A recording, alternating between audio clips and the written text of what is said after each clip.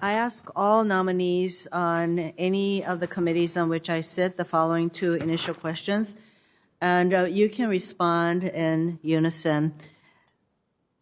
Since you became a legal adult, have you ever made unwanted requests for sexual favors or committed any verbal or physical harassment or assault of a sexual nature? No. No.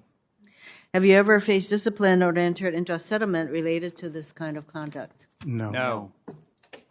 For Dr. Chaudhary, I'm not sure how familiar you are with the Red Hill bulk fuel storage facility on Oahu.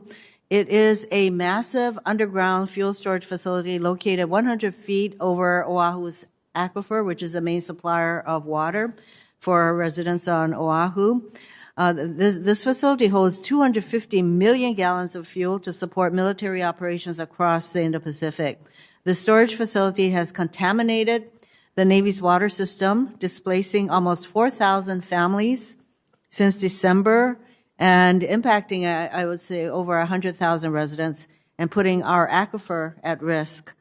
As a result, the state of Hawaii ordered the Navy to defuel the tanks, and I plan to hold the Navy accountable to do so.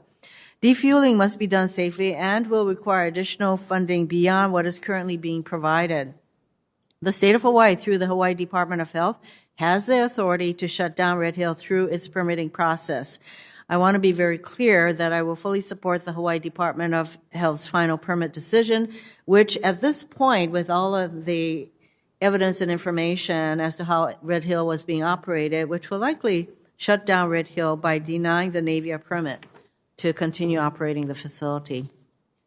As the Navy complies with the defueling order, DoD must come up with alternative solutions to meet our strategic fuel reserve needs in the region. Though the facility is operated by the Navy, a majority of the fuel reserves stored in the facility are for Air Force operations, which means meeting our strategic fuel needs in the region will require collaboration and a department-wide effort. If confirmed, how will you aid in determining a long-term solution to Air Force fuel needs in the Indo-Pacific area? Thank you, Senator. Dr. Chaudhary?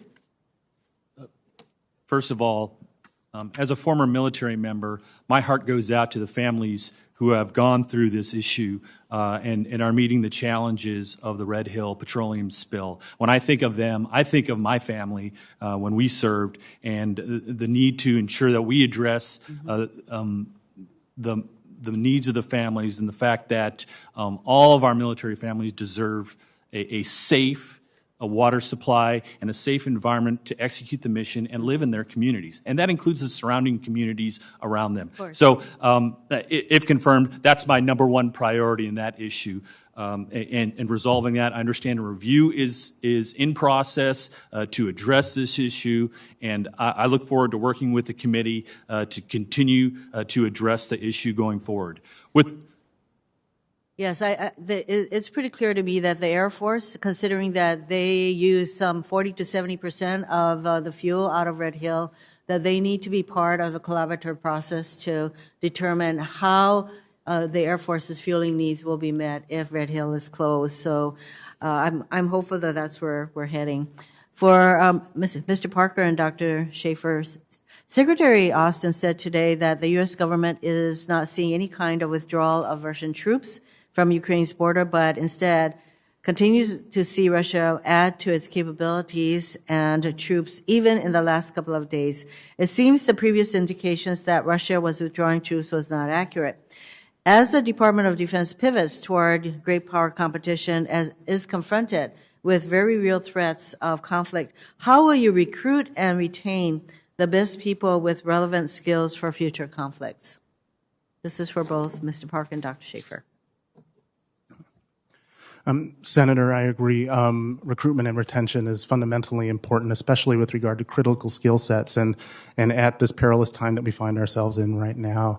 I think part of the challenge specifically for critical skill sets is the intense competition with industry right now. Yeah. And so I believe we have to focus both on the accession side and the retentions piece. On the accession side, leveraging all available authorities to bring people in as easily as possible. On the retention side, really taking care of people and trying to put policies and practices in place to make the military an attractive place for them to make careers instead of moving to other opportunities. As we go forward, should you be confirmed, which I believe you will be, that we're going to need to really get down to how you are, in fact, going to be able to recruit and retain, because that has been quite a perennial problem over the last number of years that I've served on this committee. Thank you, Mr. Chairman. I do have some other questions that I will submit for the record. Thank you very much, Senator Hirono. Senator Tuberville, please.